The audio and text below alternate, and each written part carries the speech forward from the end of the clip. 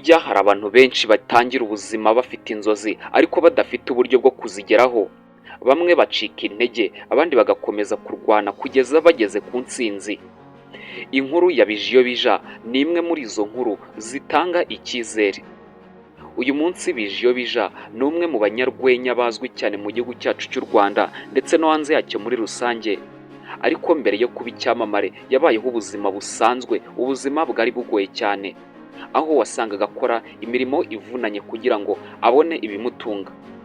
Uyu munsi rero munyemerere turamburire hamwe igitabo kigiye kutwereka urugendo rwa Bijiyo Bija, aho yaturutse, ubuzima yanyuzemo ndetse n'amasomo wakigira muri iyi nkuru ye. Njye tujye kubana muri iki kiganiro, nitwa Leo Dukuze, iyi ni Leo TV Entertainment, guhaye ikaze. Bijiyo Bija amazina ye nyakuri ni Imanizabayo Prosper. Akomoka mu karere ka Musanze, aha ni mu ntara y'Amajyaruguru mu gihugu cyacu cy'u Rwanda. Niho yakuriye kandi niho yatangiriye ubuzima bwe. Bijiyo Bija yize amashuri yisumbuye muri GS Muhoza i Musanze. Abazi Musanze ndizera ko hano mwese muhazi. Akiri ku ishuri yakundaga amakinamico, gusetsa no kuvuga amakuru. Abarimu n'abanyeshuri benshi babonaga ko afite impano yo kuvugira imbere y'abantu. Ibi bigaragaza yuko yari intyoza. Nyuma yo kurangiza amashuri yisumbuye ntiyahise abona akazi keza, kuko yakomeje kugenda stragoringa anyura mu buzima bubi. Yabanje gukora imirimo itandukanye harimo n'akazi k'ubwubatsi kugira ngo abashe kwibeshaho. Aha yari ari mu buzima bugoye cyane. Mu gihe yari ari gushaka ubuzima, yakomeje gukunda urwenya ndetse no gukina. Ntabwo yigeze acika imbaraga nubwo yari ari kugenda anyura mu buzima bugoye. Yabonye ko iyo asetse abantu bishima cyane, bituma arushaho kubikora, maze nawe akurana umugambi wo kuzakomeza kuba umunyarwenya ndetse akagera ku nzozi ze. Yatangiye gukina amakinamico y'urwenya afatanyije n'abakinnyi bagiye batandukanye b'ibyamamare. Imvugo ye yihariye ndetse n'imyambarire ye itandukanye n'iy'abandi bantu. Ibi bikaba byaratumye abantu benshi bamukunda, kuko iyo abantu bamubonaga bahitaga batangira guseka. Ibi byatumaga Bijiyo Bija yiyumva ko azaba umunyarwenya kandi ukomeye cyane mu gihugu cyacu cy'u Rwanda.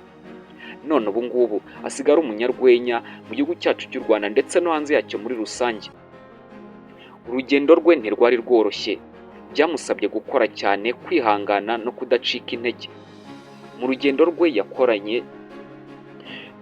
rwe yagiye akorana n'abanyarwenya bagiye batandukanye harimo Dogiteri Nsabi, kuko uyu niwe bafatanya akaboko bazana i Kigali. Babayeho mu buzima bubi ariko bakomeje kugenda bakora igishoboka cyose kugira ngo bazatere imbere.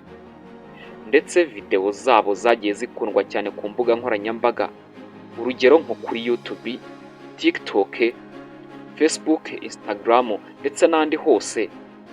Uko ibikorwa byabo byakomezaga kwamamara, ni nako izina rya Bijiyo Bija ryarushagaho kugenda rimenyekana mu gihugu cyacu.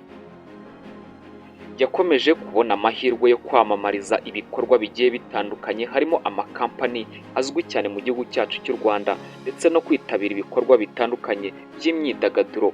Ibi bikaba byaratumye agenda abona amafaranga, maze uyu munsi akaba ari umutunzi.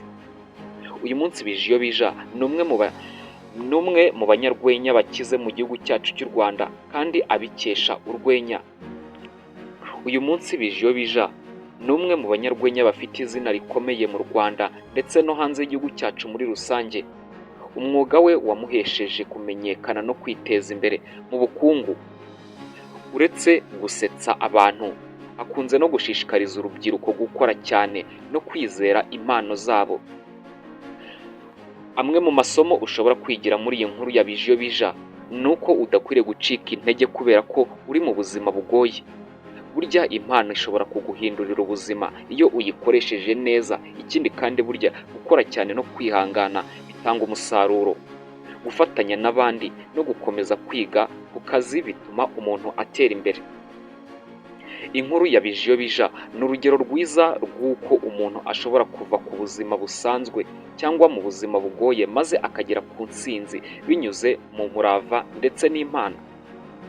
Nubwo urugendo rwe rwari rurerure kandi rugoye, ntiyigeze areka inzozi ze.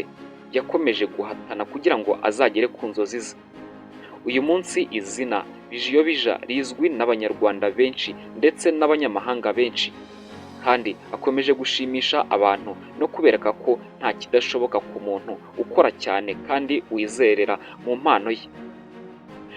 Bijiyo Bija ni umukinankuru cyangwa ni umunyarwenya ushobora kukwigisha byinshi. Njye twari turi kumwe muri iki kiganiro, nitwa Leo Dukuze. Icyo nagusaba ni uko wakora kuri subscribe kuri uyu muyoboro wa YouTube abasobanutse kandi basobanukiwe, kuko hano uzajya uhungukira byinshi. Uyu niwo muyoboro wa YouTube abasobanutse kandi basobanukiwe. Niba wakunze kino kiganiro, kora kuri subscribe, ikindi kandi ukore no kuri like. Nukora ku gikumwe uraba unyeretse ko wakunze ibyo dukora. Nawe ubundi njye icyo nakwifuriza ni uko amafufu n'amafaranga byakomeza kugufubika maze ukagubwa neza. Ndagushimiye cyane.